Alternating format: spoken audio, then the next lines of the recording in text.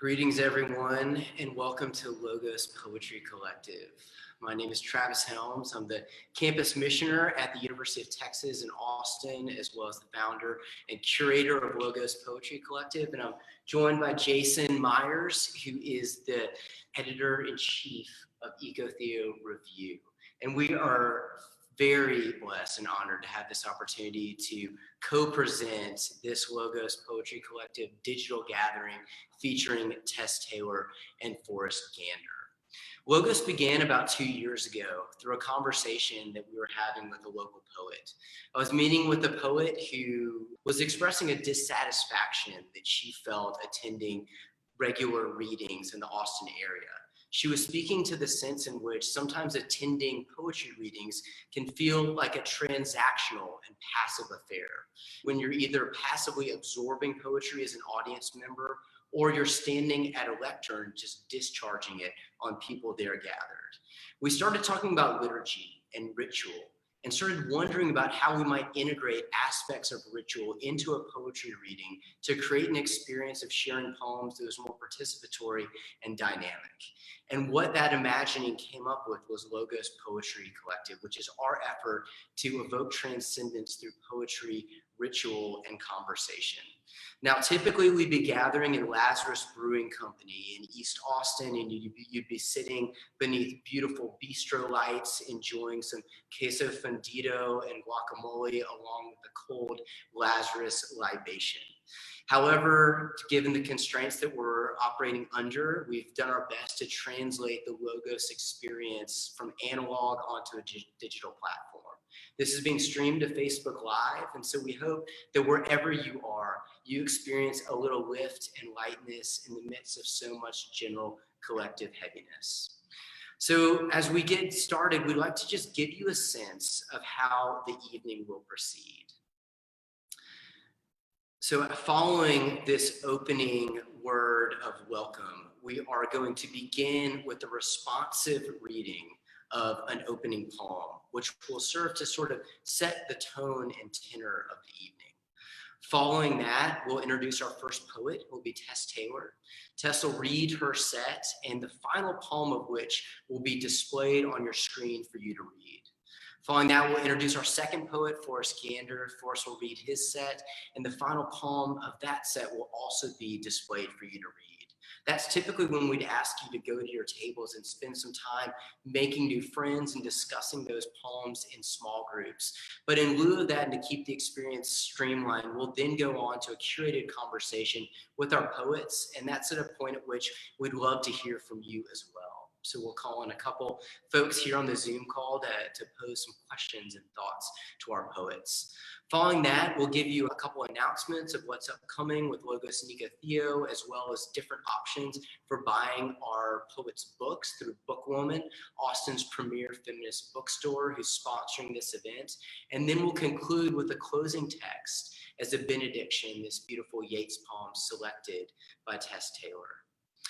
So what I'm going to ask you to do now is to take a moment to center yourself in whichever space it is in which you find yourself.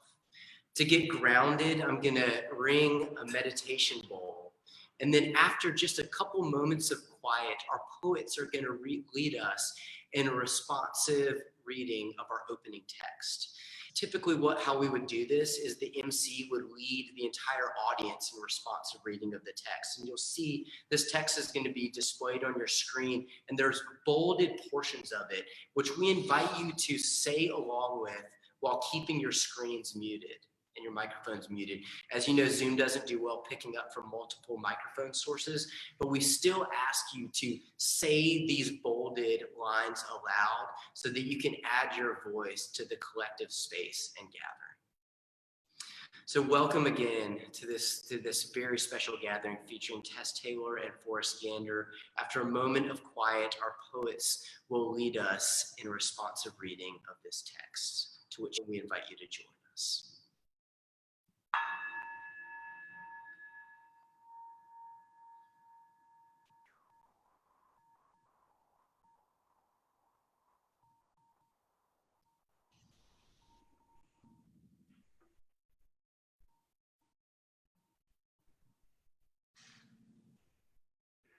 a mark. So I brushed away the tracks. Leave no trace. They told me, with the force of the Holy Spirit. The rhetoric of blood. On the bed. An austere First Communion dress. A veil designed to its last backstitch. To cover an up to then deaf mute. Even the sandals seemed to take pleasure in their unclean whiteness. Hung from the edge of the door. My wedding dress. Impoverished by the pearly color of a future. Filled with common everyday lies. Durable clothes. That in the end would show all the wear of taking the road in the wrong direction. To the house of the real. A startled, immaculate, self-same place.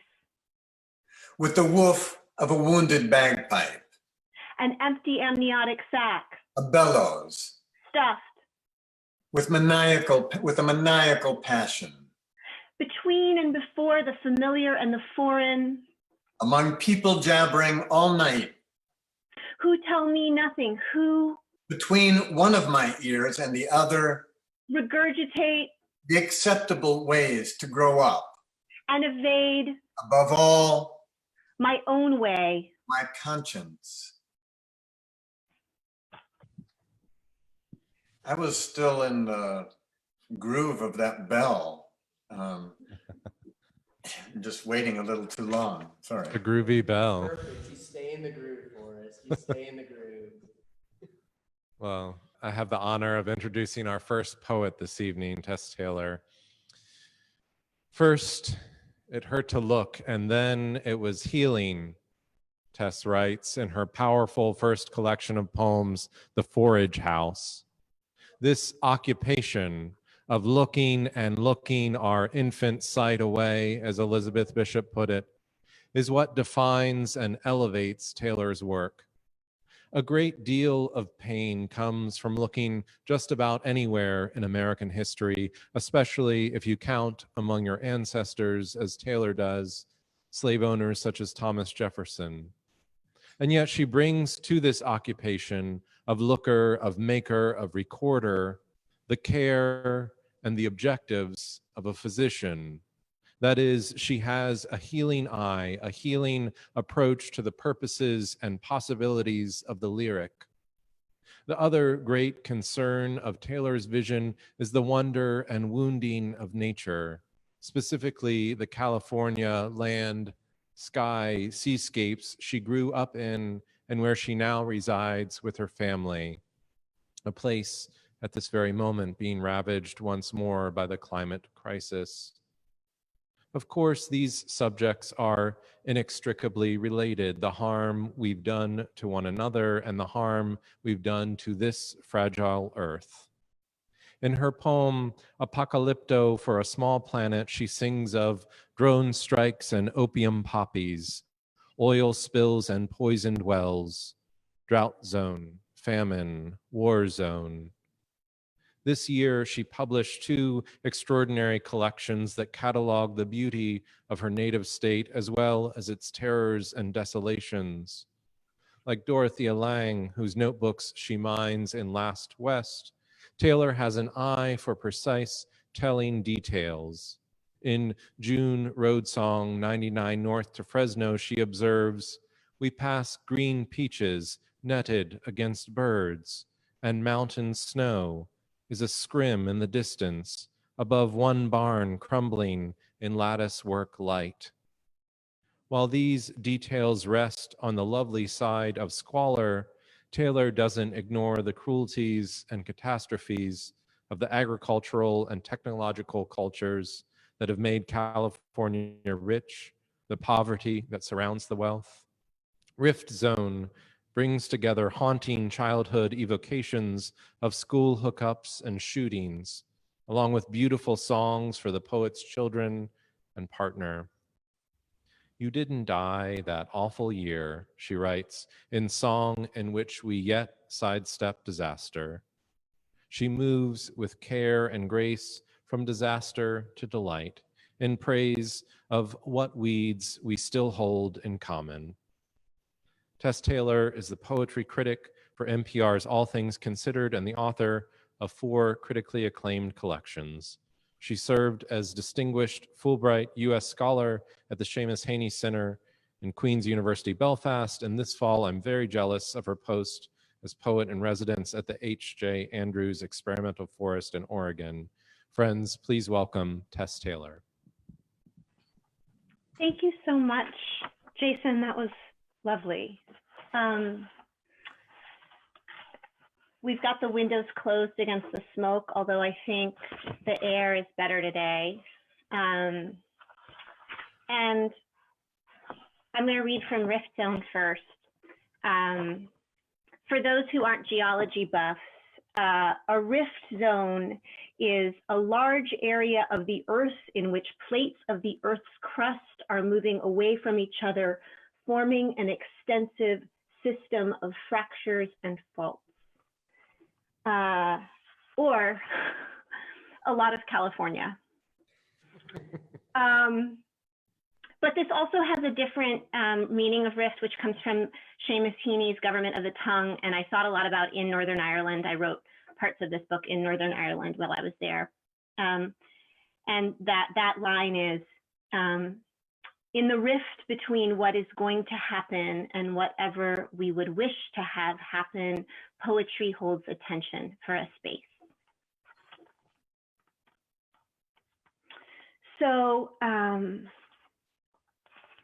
going to read a poem about guns at an elementary school. The elementary school is right around the corner. I attended it. And the year of these guns was the year of the Stockton Massacre, which was the first big shooting at an elementary school. And it was a year that we all said that we were going to fix it right away. And so anyway, that year is 1988. And this event happened slightly later that same year. 6th grade, 1988. No one explained the reasons Dana found that spring to bring her brother's gun to school, triggers that led her to threaten to shoot you bitches. We were nubbly by the morning glory hadn't scattered different ways. We were playing tetherball. I remember Sierra Birch's thin legs running, a shrill voice yelling, "Call the teacher." In high noon California sun, Dana's palm was shaking, her face tight with fear or anger. In dream time, big men came to cuff her, and I heard her whimper, saw her lean girl's body fall. This year I found a photograph. Dana and her friend Manon mug for my frame. Mischievous grins split baby cheeks, ponytails bustle in the wind. It came back like a rusty fountain, a smell of chalk and 6th grade funk. We were learning fractions. That day we watched her disappear, heard the big door shut, the silence after. Decades floated over all our bodies. All the schools have drills for guns now. None of this names how it feels to look back 30 years and find this odd remainder, bright and on the verge of life, as if we are yet unhurt. There's Dana, smiling.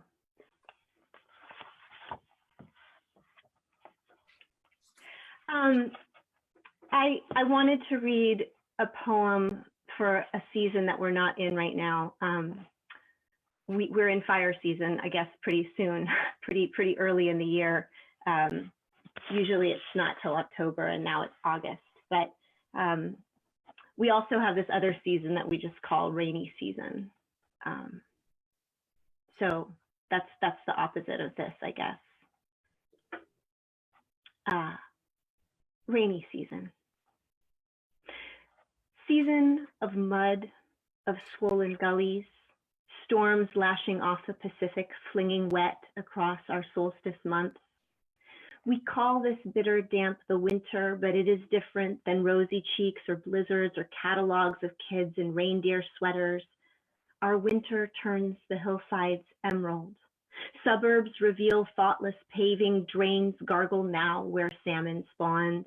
Plum blossoms eddy next to candy wrappers. Between storms, the light is mercury. Huge wet sets hillsides careening, hurtling down what fault line just thrust up.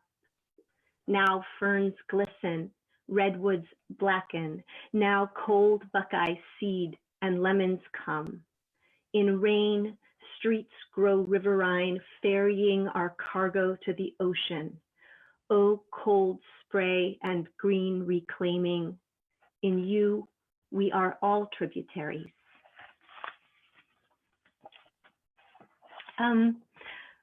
Forrest and I became friends a little bit because I had the opportunity to work in collaboration with the Archive of Dorothea Lange. And Forrest has this history of his friendship with Sally Mann, and we ended up talking about writing and photography and poetry and photography and archives and geology. And so I stumbled into this project where I started to visit the Archive of Dorothea Lange in Oakland. And I fell in love not only with her photos, but with her notebooks. She had lots of notebooks that she was keeping at a staccato pace at all of the towns she would stop in. And part of it was to make notes for the captions of her photographs. And I think part of it was for reports for the Works Progress Administration and the Farm Security Administration. But her ear for language and her sort of eye for the telling detail caught me. If we think of the Dust Bowl as an act of climate change, you know, she was writing about climate change and people who migrate because of the climate changing. And I fell in love with her. And I had the opportunity to put some of that work in a project that was, it actually still is hanging in the dark at the Museum of Modern Art. So yeah, just when we need to see those photos, they're hanging there. I followed her notebooks around California and tried to go the places that she had gone. And I'm just going to read a section of this book, Last West, which right now we're going to visit the Japanese internment camp Manzanar in the Eastern Sierra. And most of this is her notes until it breaks into a letter from me. Manzanar, 1942. Barrack toilets, college students, arrival, interior, music, church group singing, nursery school, Barrack 3, early morning, meal 5 p.m., baseball game, choir practice, picnic tonight. Ideals of citizenship, class and boys registering, pots and plants beautifully tended, Swiss chard onion, cucumber, snapdragon, sweet peas, whole radish, red, soybeans, carrot, Chinese, cabbage, sugar beets, tomatoes. Fukuoka Franklin, 3 sons in Navy, all born New York, Hayano Kashi, chemist, Samhari Gardner, baby, Jerry Yokomizo, hybridizer, William Katsuki, landscape gardener, Peter Gozo, young scientist, Akahashi Ted, wholesale market, produce shipper, Yushika Ukita, 4 American-born children, Kizuma Nagai, Carl Yoneda, blank, Elaine Yoneda, blank, hot, troubled by sand, dust, and wind. Dear Dorothea, the town nearest Manzanar is still called Independence. On a spangled desert night, we slept beside the Inyo County Courthouse and woke to mineral mountains, goldenrod and rabbit bush, burnished creosote rusts away for miles. White stones mark the barracks where people lived for years on end. I see my ghosts more clearly now, said Bryn. Overheard the way my grandfather tells it, there were never enough beds. On Paiute land, this list, Amache, Topaz, Heart Mountain, Gila River, Poston, Manzanar, and Tule Lake. The majority in assembly and war relocation centers were under 18 years of age. In their preschool, children napped on cardboard. Mesquite claws the sky, crickets scatter. In one drained pond, a lizard runs. Green moons on a vast sky, the now bitter pears of the old orchard ripen.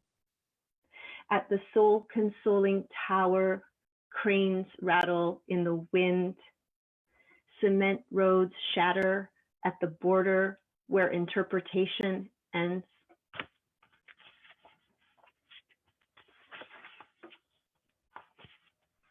I made a poem out of Dorothea Lange's notes to herself. She basically kept notes of other people's things that they said, but every so often she had a little note to herself. Note to self. Possible title, To Hold This Soil. Note to self, general theme of book, people left stranded by the outwash of industry in America. Note to self, US 99, the splendor and the rest of it.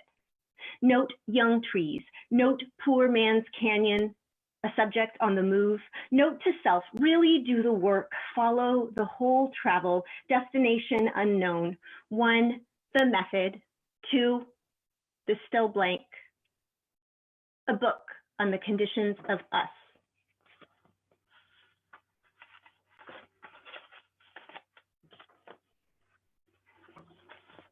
In Imperial County, which borders Arizona and Mexico, Dorothea Lange would photograph the carrot pickers every year. There's a carrot capital of the world in Holtsville, California. Now, some of those fields where she did that photography have a different kind of migrant economy. There's a detention center that's home to 782 beds and a coronavirus outbreak right now. Anyway, this is right near there, and it's a place where something called the New River meets the All-American Canal. Forrest wanted me to read this, and I will. Just before you read it, listen to these words. Pickleweed, pick out. Past, path. Bushes, push in. Says, sage. Say, shade. Slow, road. Keep your ears tuned because Tess has a great ear. Over now.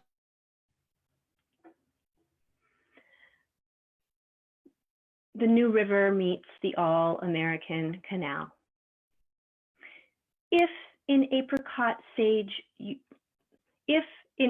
Forrest just made me nervous.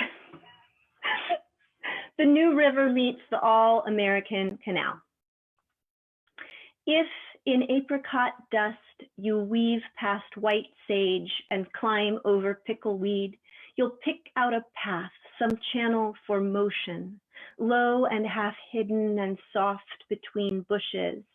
If you push in and head north in the morning, you might find one shoe, a helmet, a toothpaste tube, and riverbank footprints, dog, wildcat, deer, human.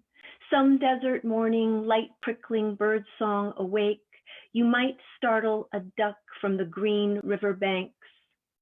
Dark among willows, the sign says poison, no entrada, and in sagebrush your cell phone can't say whether you're in the US or Mexico. And in blue shade under the overpass, many cliff swallows dart from clay homes. In chaparral beside the slow river, you might walk for a while as the road grows distant, might feel in the silence how you're just walking, might feel for a moment how it's just earth again.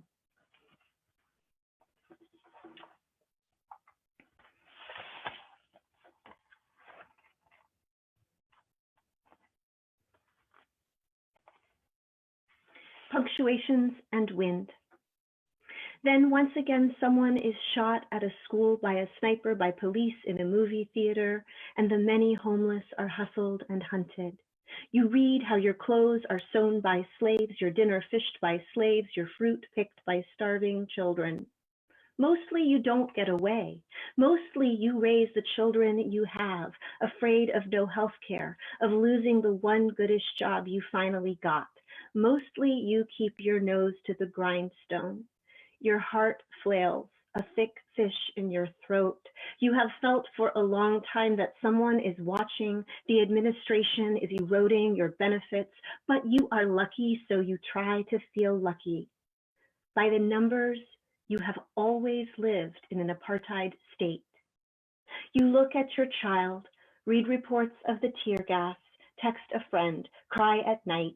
Some days you march when people are marching, some batter windows, some are hit. Things are canceled. The year has been dry.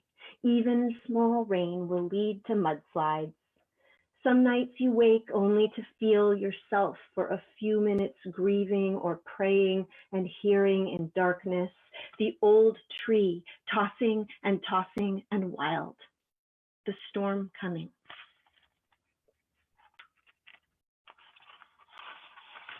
This is the moment when I read my final closing poem, Travis. Yeah? Good. Song with wild plum and thorn. Thank you all for making time to be here today. I'm really grateful, and I see people I love in the Zoom, and that is bringing me joy. Awesome. I could read it off the screen, but I think I'm going to read it out of the book. The morning is cold and the world is hard, but even in fog, it is still midsummer. The kids need to play and the grocery budget ticks towards nothing, the way the world tips towards doomsday. And the walls in my chest will not let me breathe, and all the screens flicker and still answer nothing. So I take the children down to the bike path, and with buckets and a few blessed hours wander a corridor of weedy fruit. Blackberry, wild plum all overhung. We leaners or gleaners, half acrobatic, lost among boughs, alone till I notice others stopping with tiffins or buckets in many languages along these tracks, picking what weeds we still hold in common as dry heat builds and fog spins. In common, the thought feels strangely radical, crumb or bloom beyond loneliness. For a while, I feel entirely animal, little forager, hungry for fruit. Black sparkle, pale pit and thorn, weeds binding some world together. A word appears in my mind. Hold fast, sprout, raw volunteer. For a while, it is hand to mouth and to bucket, breathing. Still here. Thank you. Tess, thank you so very much for gifting us with that beautiful song and that absolutely gorgeous reading. It was lovely to hear the ways in which your ear transforms experience into such lovely music. And I loved Forrest's evocation of our and summoning us to listen for those different chiming rhymes, and we'd love to make sure that you and Forrest have a chance to converse a little bit and have some dialogue when we're into our curated conversation. But before we get there, it is my privilege and joy to introduce our second poet, Forrest Gander. The way he searches out her face, he searches out himself. Gus thrash crests of swell, spring grasses twirl circles in the sand, where they stand without speaking. She wants him to know it's all charged, even grass positive, pollen negative. So when the grass waves, it sweeps the air for pollen. He feels electricity all around, as though the wild drama of the coming storm were already aware of them, foreigners on this shore. So writes Forrest Gander in Immigrant Song, a radiant recent lyric published in Przekrój, Poland's oldest cultural magazine this past May. The poem is part of Gander's latest project, which works in the expansive mode of Sangam, a literary tradition that flourished in southern India between 300 BCE and 300 CE, and which uniquely celebrates the interrelationality of the human and natural world. A part of his impassioned commitment to eco-poetics, Gander's Sangam poems envision the natural world as protagonist in a universal drama, and exuberantly affirm, to use a phrase from his interview with Richard Powers, the understanding that there is no separate thing called us and no separate thing called wilderness. Forrest Gander was born in the Mojave Desert. Holding degrees in geology and English literature, he is the author of numerous books of poetry, translation, fiction, and essays, so many of which explore with tender rigor ecosystems of human relationship and the larger nature of which we are a part. Gander has been a recipient of grants from the National Endowment of the Arts, the Guggenheim, Howard, and Whiting Foundations, as well as a Witter-Brenner Fellowship from the Library of Congress. His 2011 collection, Core Samples from the World, was a Natural Books Critics Circle and Pulitzer Prize finalist for poetry. And his 2018 collection, Be With, won the Pulitzer Prize for poetry and was longlisted for the National Book Award. He was the Briggs Copeland Poet at Harvard University before becoming the Adele Kellenberg Seaver Professor of Literary Arts and Comparative Literature at Brown University, where he taught courses such as poetry and ethics, ecopoetics, translation, theory and practice, and Latin American Death Trip, which I feel like I was born for and desperately wish I could have taken. Gander lives in Petaluma, California, and his Sangam project is forthcoming from New Directions. Noting Logos' tagline of evoking transcendence through poetry, ritual, and conversation in an email exchange while preparing for this event, Forrest playfully yet sincerely posed the question, quote, if we're really talking about transcendence, would it be awkward for me to argue against transcendence and for proximity instead? To me, it feels as if there's nothing we need more ardently in this tough present than proximity. And we are blessed this evening to be proximate to the transcendent presence and poetry of Forrest Gander.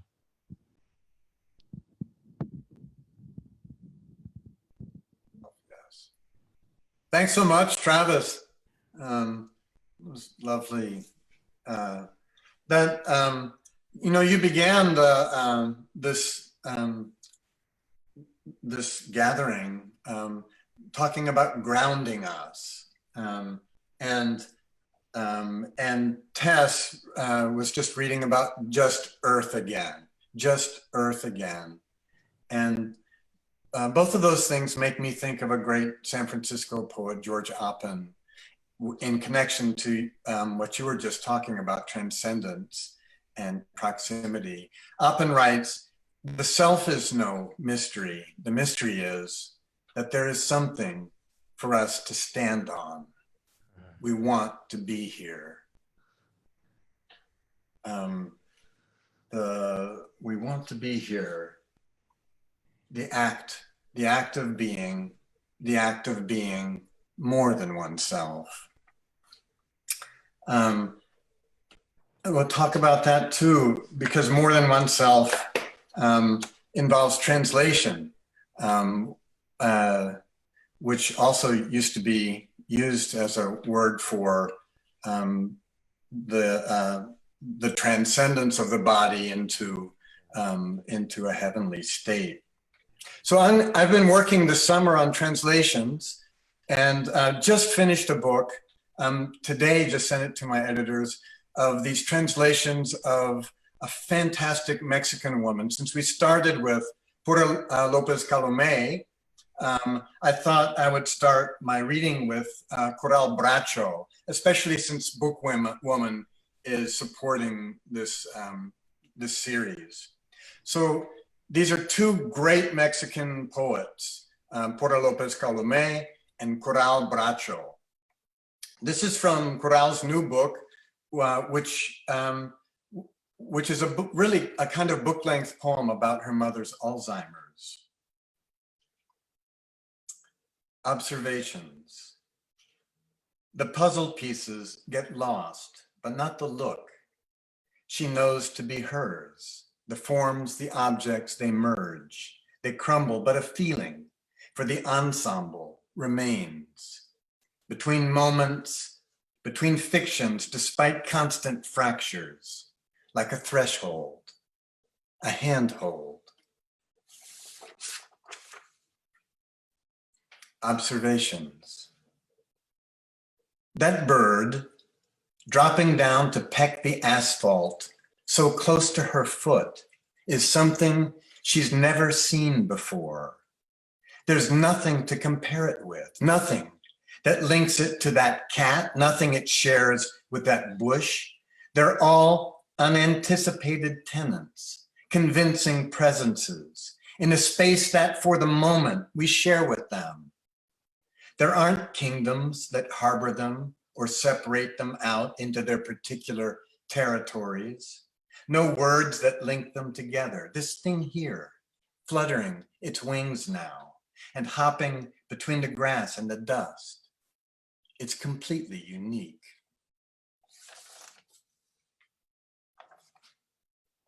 And this last one of the series that I'll read is called Alzheimer's Follow-Up. Who is the president of this country? Well, it depends. For some, it's one person. For others, it's another. What is this called? I don't know, doctor, because I don't use that. Only you do. How many children do you have? Quite a few. What did you used to do? Now you're going to ask me to draw a clock. Did you like to dance? Yes, of course I danced. And did you ever travel? Yes, naturally. Where to? Well, to the same place everyone goes.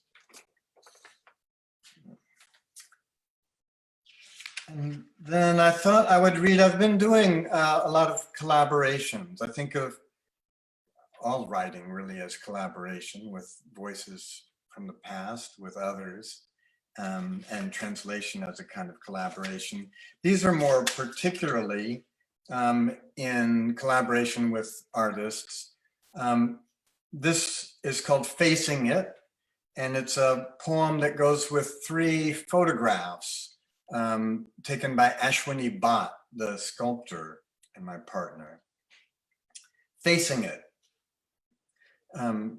And her photographs are of face with mask over it. Facing it. My devotion led to imitation, and your gestures, even your scent, became my mask. I didn't recognize the dead wood to which I had screwed myself. Hyperventilating, my exhalations recycled. The female mantis chews away his mask, but where has his face gone? Eclipse erotics.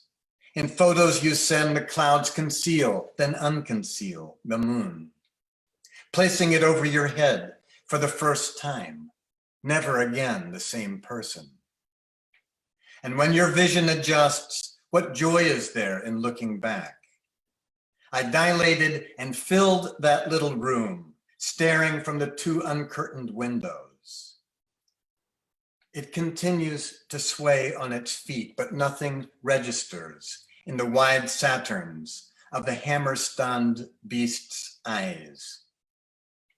I, the unknighted, rejected, donning the mask of adoration.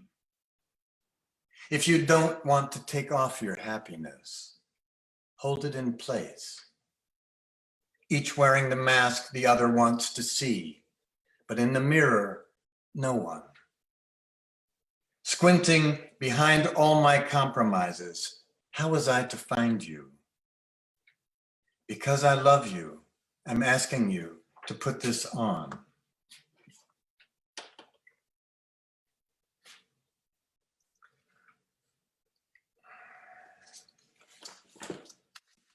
And this was a collaboration with the Irish artist Kate Holden that was published in a magazine called Emergence, which surely Travis reads also because he's reading even Polish magazines of eco-poetics.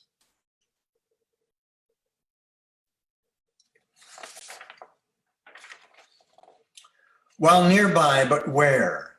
In that turpinated air among iterated redwood limbs, now flocked with mats of epiphyte, a stellar jay starts and restarts its shredded arpeggios, not description. And one of a nesting murrelet's soft black eyes mirrors the harlequinades of a vole, plump whiskered, cylinder of fur, diligently. This is not description, but an unacknowledged chapter, stuffing its cheeks with green needles.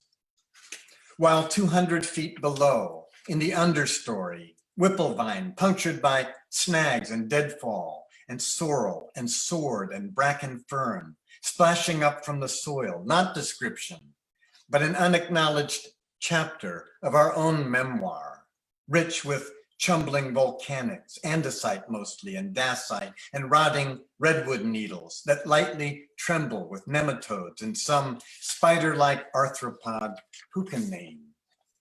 A ground squirrel crossing the dry creek edged with alder, its tail vertical as a flagpole, its instance, all instances, interpenetrating, an endless memoir of entanglement in which our case likewise has been underwritten, careens between its burrow and fire caves in the massive redwood trunks, glistening with slug trails, rimmed by rooting mushrooms. And because my watch did keep track of my time, I have, this is probably about it, right? That's about 10 minutes, I think. Let's have a discussion. I think you can keep going as long as you'd like to, Forrest, but yeah, we can move on to the discussion too. That sounds good. Okay.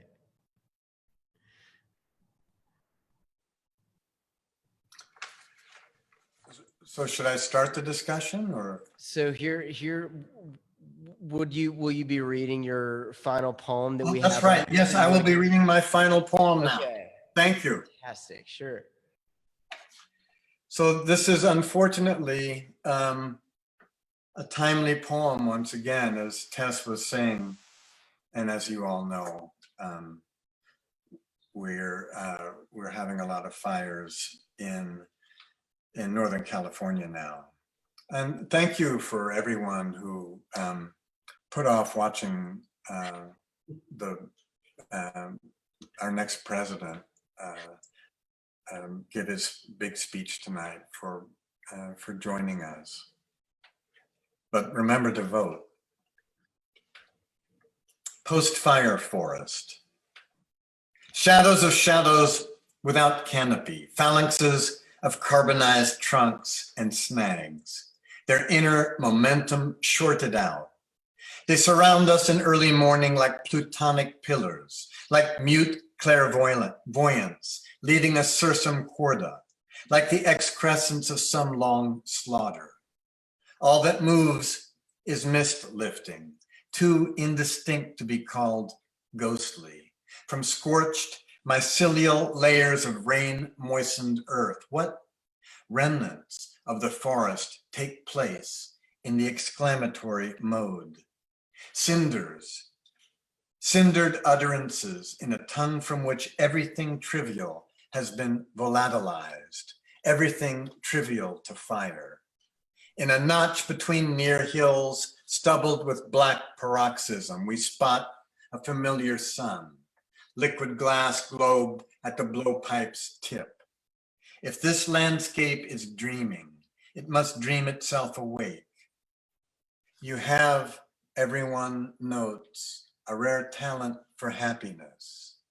I wonder how to value that walking through wreckage. On the second day, a black-backed woodpecker answers your call, but we search until twilight without finding it. Forrest, thank you so much. Thank you. Thank you, Tess, for those breathtaking and breath-giving poems. Yes, so we'll now move into the stage of our evening where as Travis indicated earlier, if we were all in the same space tonight, you would be gathered around a table and you would have a little bit of table fellowship. And we would invite you to consider some of these questions that you see on your screen as to meditate on the poems that you just heard. And you would have a program with the printout of the last poems that you heard from Tess and from Forrest. So you can feel free to refer to the poems that you find in the chat in the program. You can enjoy that and take that with you from this evening, so that both the opening and closing poems that mark our night together, and then the closing poems from Tess and Forrest sets. I guess I wanted to pick up on your attention to sound, Forrest, that you alerted us to in preparation of the poem from Tess, and then also thinking about the way that you both collaborate with visual artists. And I'm curious for each of you, if you could talk a little bit about the relationship in making a poem between sound and image, and if you find in your own lives and your own processes, if it's often one or the other that begins the journey of a poem for you. I might make a comment about Tess's poems and ask her a specific question about it, because it seems to me, so it's in all of her books, a very attentive ear and never predictable. So so it has this rather than anticipating a rhyme, you're surprised by a rhyme, and the poem is energized by those nodes of relationship and of sound. And to me, it seems like I can imagine Tess, that the rhymes themselves, that the sound itself stimulates the next thought sometimes. It's not like the thought is developed, but that, am I muted? No, I'm not. Yeah, okay. That the sound actually stimulates a movement in the poem in your mind. Does that happen to you? Yeah. I grew up, I was trained as a singer. I thought I was going to sing opera, actually. I sang in this thing called the San Francisco Girls Chorus, where we were trained to sing children's parts in the San Francisco Opera. And one of the things that gave me was that I memorized a lot of complicated music as a child. And also I memorized a lot of poems. The way that I came to poems a lot was that I sang them, like the silver swan who living has no note, or even such is time that takes in trust, our youth, our joys are all we have. Like, I could still sing that to you. I don't think I will over the Zoom, like a little modesty. But what's interesting is most of my life, a lot of my living comes as a journalist or commentator.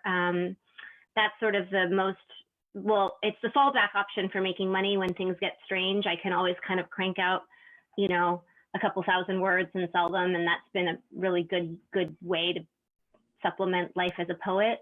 But the way that I know that something is not an editorial is that it has a music, and that the music is completely, has its own logic, and the logic, it moves through the thinking moves through that musical logic. So Forrest, just in honor of the poem you just read, which I loved, I was just up in this old growth forest in Oregon that I'll be visiting all year. And so doing lots of reading about exactly those like lichens and all of the invertebrates that, you know, break down the soil.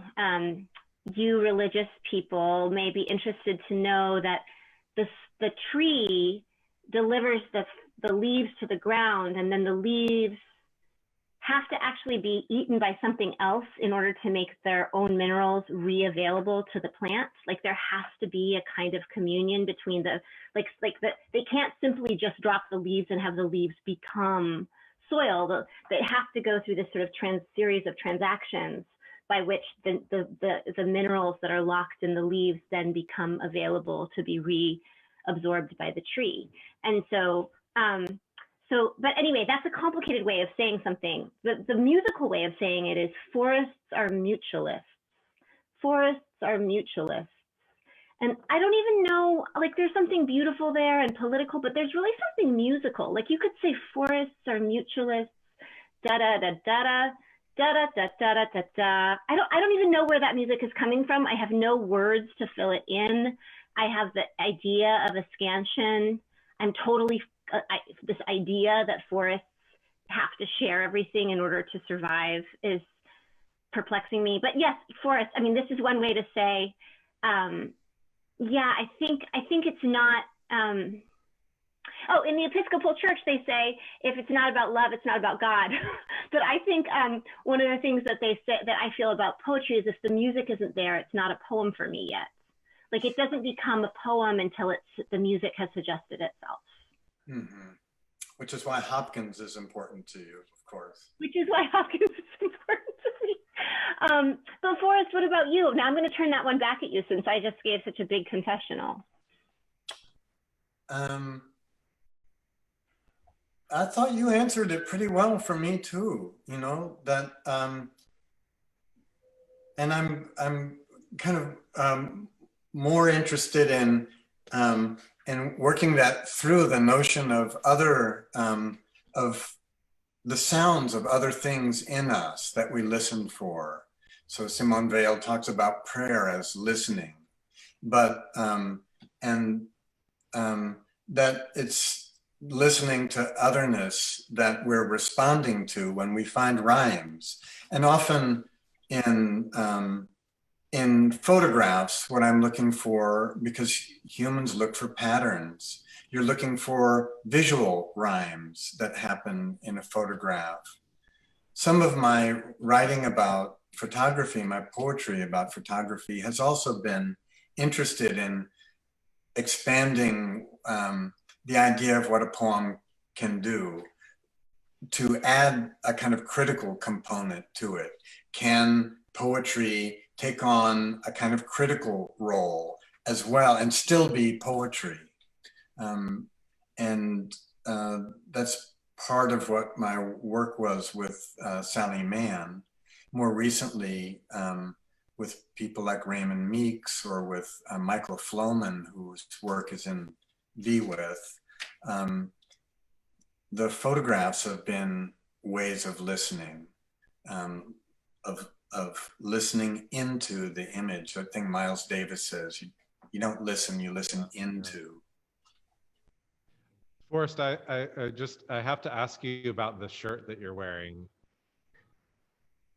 Potomac River running. Yeah. Yeah, well, the reason that I have to ask is because I grew up on the Potomac River in Maryland and have a poem in conversation with a Sally Mann photograph and the Potomac River. So no, really? Yeah. Please send that to me. Yeah. I will. Yeah, I lived in DC and Northern Virginia, for a long time, and I'm a runner.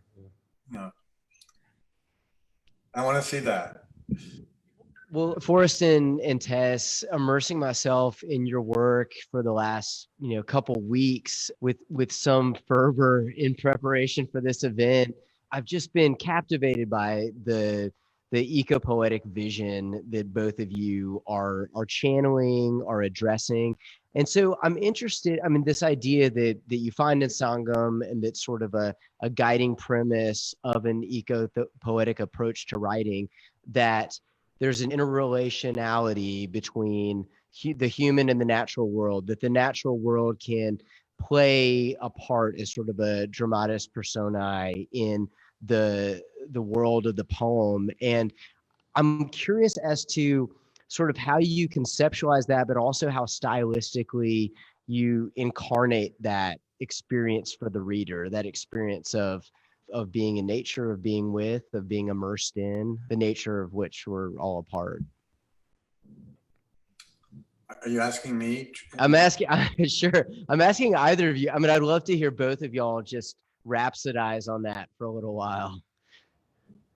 So Brenda Hillman, who left, is someone that I bring up all the time in the context of eco-poetics. And Brian Tier has a new book out that's really important in that way. And so what's called ecopoetics has become really interesting to me because unlike every other artistic movement or literary movement, it didn't start in one city, usually Paris, with a bunch of guys, right?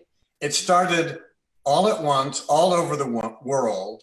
And from the very start, some of the major writers, most exemplary writers were women, people like Inger Christensen, people like Coral Bracho, in Poland, Julia Fedorczyk. And the sense was, just your question, Travis, is there a way to write about our relationship with the world outside us that isn't just, that doesn't duplicate the hierarchy that has been so detrimental to the way that we've lived on the earth, and that doesn't just sentimentalize. You know, I go outside, I see a tulip, I come inside, I have an orgasm of delight, I come inside and I write a poem about it.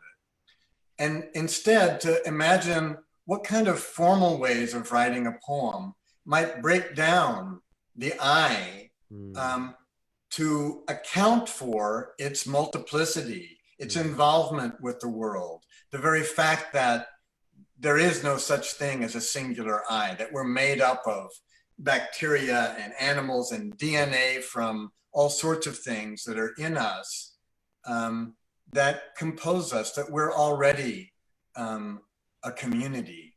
Yeah. Can there be ways of writing to express that? That's the question that eco-poetry asks.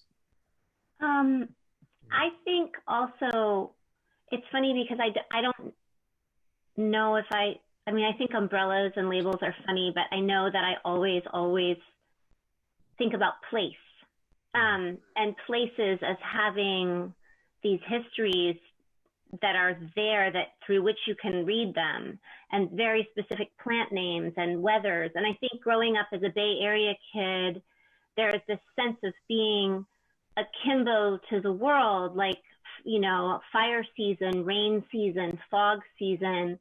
Our August is really different than everybody else's August. It has to do with the fact that currents of ocean air are blowing down from Alaska, and that like the bank of the fog over the Pacific is actually responding to the heat of the continent. And so we are geolocated under this crazy swarm of currents, and that none of that story was, you know, like when you get the books of the Four Seasons as a kid, that, you know, I sort of lived in a non-hegemonic weather, and that within that there's like an alternate history. You know, in 1776, the De Anza expedition, quote unquote, discovered the bay and made a big play for the northern part of the colony that was then Spain. And in fact, the town that I live in was a land grant on that, from that, the De Anza expedition to the Castro family. Like, I live in a land grant from Spain. And so just having that information with you to look at and read a place, and then to have its plant names and its weathers and its geology, and to understand that things are specific, that you belong to different specificities depending on where you are. And I think it is important to belong to those specificities and to learn to name the plants of the places that you are, not just because that you can rhapsodize about them, but then you can actually imagine them and have sort of an experience of being alive, like within your own life, that excavating the outer world allows you to have an inner world. And, you know, not to get too grand about it, but there's the idea in sort of Western Cartesian philosophy that there's a pre-existing grid and you're a spot within it. And then there's sort of the Merleau-Ponty idea, or the Buddhist idea, which is that you begin in the place that you are, and from that you can infer the rest, that the grid can't even exist until you come to know the spot that you're in. So how that fits exactly with eco-poetry, I guess Forrest and I could just, like, now we should have our beer, and gosh, I really want the queso also. And we could talk a long time, but that's kind of some of the way that I think about it as well. Yeah, that's beautiful. I mean, and this is the part of the program in which we would typically just invite everyone in and have a wonderful exchange of thoughts and questions. And we found that it's a little bit unwieldy to try to do that on Zoom. So we're grateful, Tess and Forrest, that y'all have offered to hang around for a couple minutes on the Zoom call afterward to field any more questions once we end the live feed. But I did want, on behalf of sort of the collective, want to ask you just about this exchange that we've been sort of playfully, but I think earnestly engaging in our over our abundance of email exchanges, which is, Forrest, this wonderful counter proposal to transcendence that you offered, to argue for proximity and against transcendence. And I'm curious to hear just both of y'all reflect a little bit on maybe how you sort of, like, what the imaginary you have for transcendence and proximity is, and what you value in both of those as sort of virtue propositions, or how they connect with poetry in your writing projects.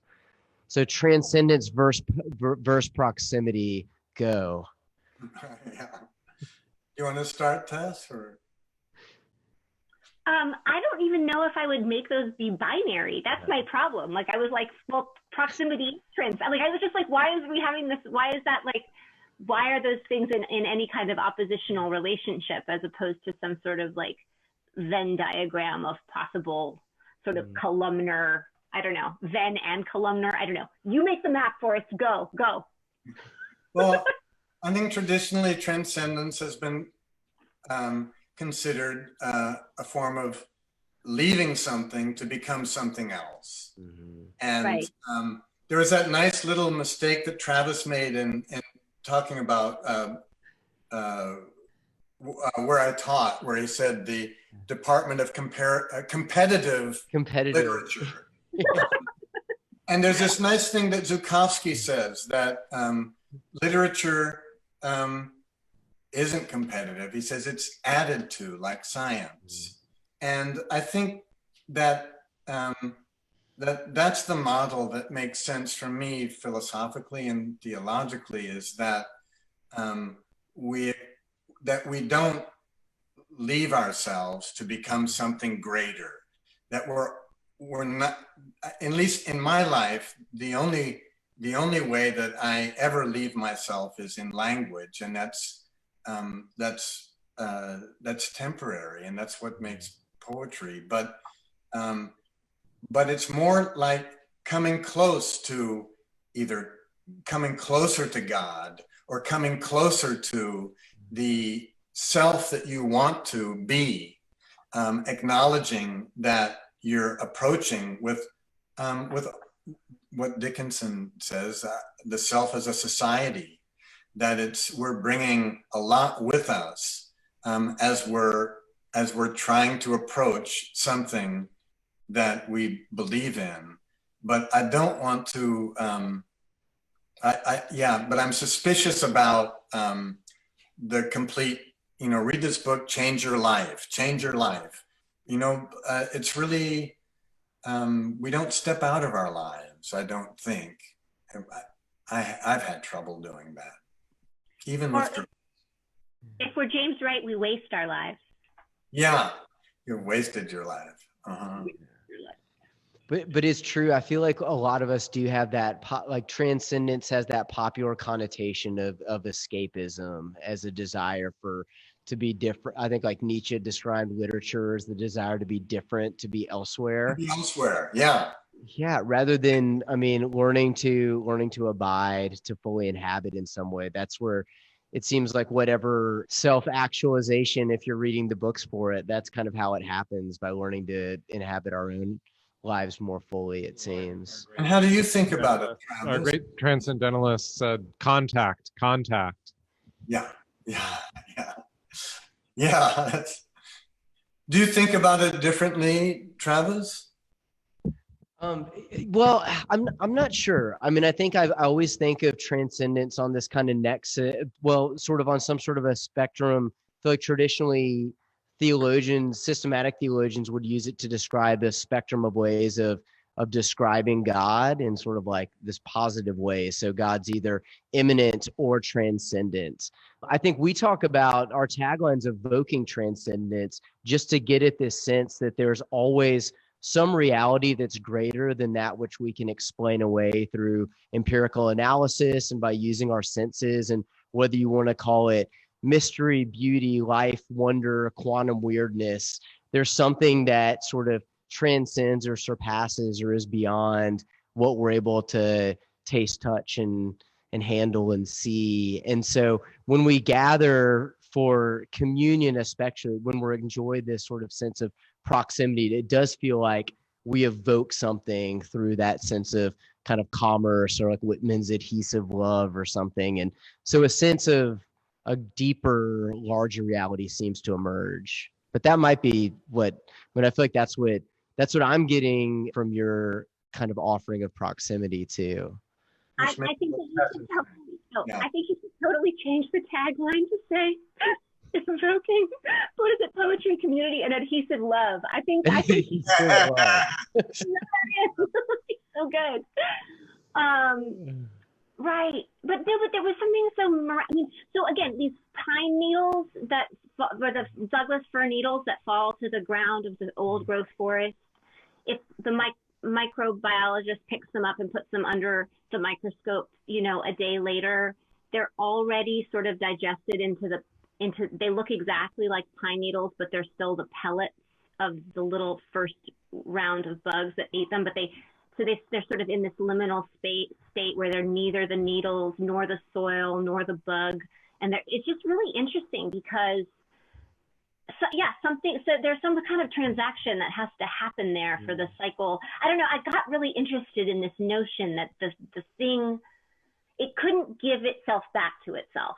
It couldn't simply just like regain its own chemicals by dropping its own materials on the ground, that there had to be these sort of like layers of intervention to make the same thing that was there available to itself. And I don't know if that's exactly transcendence. I mean, I'm talking about bug poop, to be clear. So it's really very earthy, I guess, but more something about this kind of miracle of this kind of exchange or the space of something transforming. So that's very beautiful to me too, and that's what lichen is, and that in lichen these two things come together: a cyanobacteria or an algae and a fungus, and they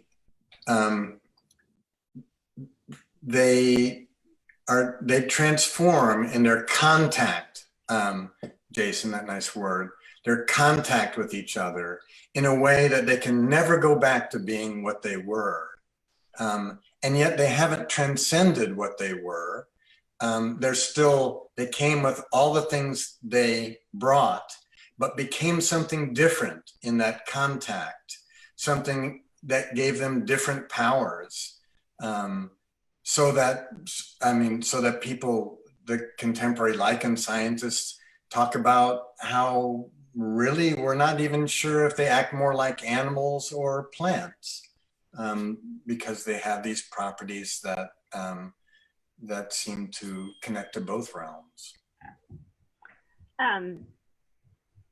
Forrest, I just started. I'm late to the lichen party, but I'm really like on board now. It was just pretty amazing world. I would start just talking about forest science. But Travis, remind me I feel like I want to read the closing poem, but I don't want to do it before it's time. But I feel like it actually kind of fits into this conversation. That's all. Totally. Yeah, we can start moving that direction. And if folks want to have a chance to continue the conversation with you both, they can stay on the call. So thank you, Tess, for keeping our momentum going. No, I'm not trying to rush. I just suddenly, I want to talk about this in the context of this poem. Totally. Well, let's do it. We'll go ahead and sort of just move forward in our program. We're about to do so anyway. And what we'll do is just we've got a couple announcements for folks, and then we'll close with the responsive reading of the poem you chose as sort of our benediction, and then we can continue the conversation. Great. So yeah, we'll I know Caleb will advance the slides for us, and then we'll continue on. So we want to give everyone a chance to support our poets. If you do not already have their books, we're wanting to give you an opportunity to purchase them through our good friends, Bookwoman, Austin's premier feminist bookstore. Thank you, Susan, for joining us this evening and for all of your work on behalf of literature and all of your support of Logos and our poets. And so we'll be dropping a link into the chat for you to follow. And I know, Tess, that you were supposed to do an event at Bookwoman. So this seems fortuitous that this is as close as we're going to come right now. But one day soon, we hope that you both will be in Austin, and we'll take you to Lazarus and to Bookwoman and have a wonderful time. But for now, please do support Bookwoman and support Tess and Forrest through purchasing their books there at the link. You can also find, when you visit Bookwoman through this link, you'll find the works by past and upcoming Logos featured poets. Another Pulitzer Prize winner, Jericho Brown, and Jory Graham, many others that we've had the honor of hosting and look forward to hosting in the coming months. Do we have... Speaking of poets, we're hosting in the upcoming months.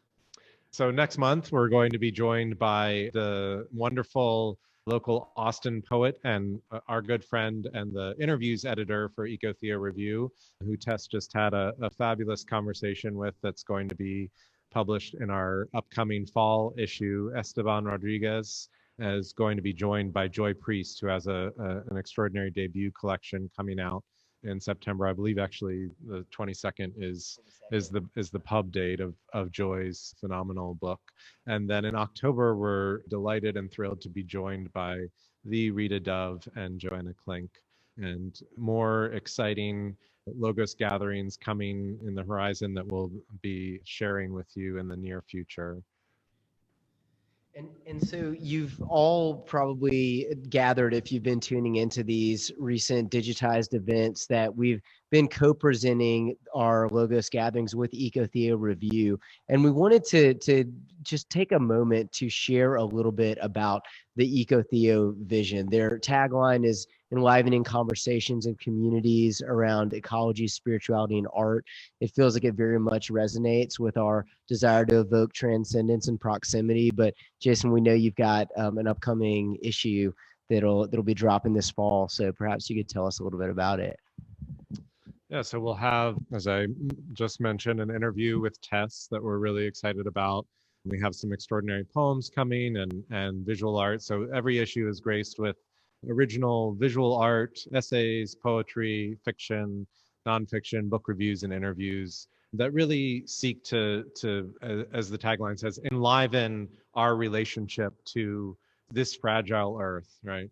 So whether we're talking with people such as Norman Wiersbe, who teaches at Duke Divinity, and then is a frequent collaborator with Wendell Berry, or having conversations with poets like Tess, and our featured interview in the fall will be with Vijay Shashadre. We're really interested in having conversations like this about where we find God in nature and where we find nature in God. And we're also very attuned to the issues. Travis, in a conversation that we were having separately earlier today, brought up a wonderful talk on being with Jericho Brown, who was one of our featured poets last month. He says that, if you care about social justice, you're going to care about environmental justice, and vice versa. And if you are someone who does harm to, women or people of color, you're also likely going to do harm to the earth. So these are all matters that we are seeking to shine light on and give space to at Ecotheo. So I invite you all to visit our website, ecotheo.org, I invite you all to subscribe. We would love to send you the beautiful summer issue that's out now. The cover that you see there is a collage by the poet Rachel Jameson Webster, who was interviewed for the summer issue. We're also working on putting out a special focus on our website now on social justice. So that's going to be launching in September. Just grateful for the opportunity to collaborate with Logos, and certainly for the opportunity to feature two poets very dear to our ways of being and communing, such as Tess and Forrest this evening. So Beautiful. Well, Jason, it's such a blessing to be in this collaborative partnership with you, and once again, Tess and Forrest, to welcome you into the Logos Ether this evening. And so, friends, to conclude, we will be offering a responsive reading of a closing poem that'll serve as a benediction and a blessing to speed you on your way, to carry you into the night, and hopefully to catch a little bit more of our future president's nomination speech. So I'm going to ring the bell one last time, and then I'd invite you again to mute your microphones and to read along with us this bolded text for our closing poem. We read Etta Wishes for the Cause of Heaven. We'll do it the right way this time, Tess.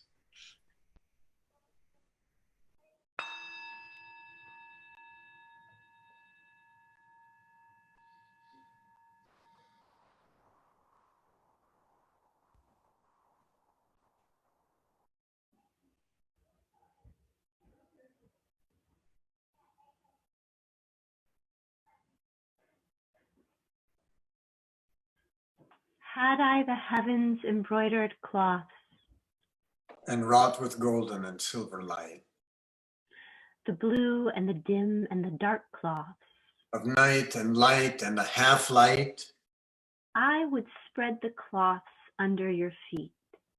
but I, being poor, have only my dreams. I have spread my dreams under your feet. Tread softly, because you tread on my dreams. Grace and peace, everyone, and sweet dreams.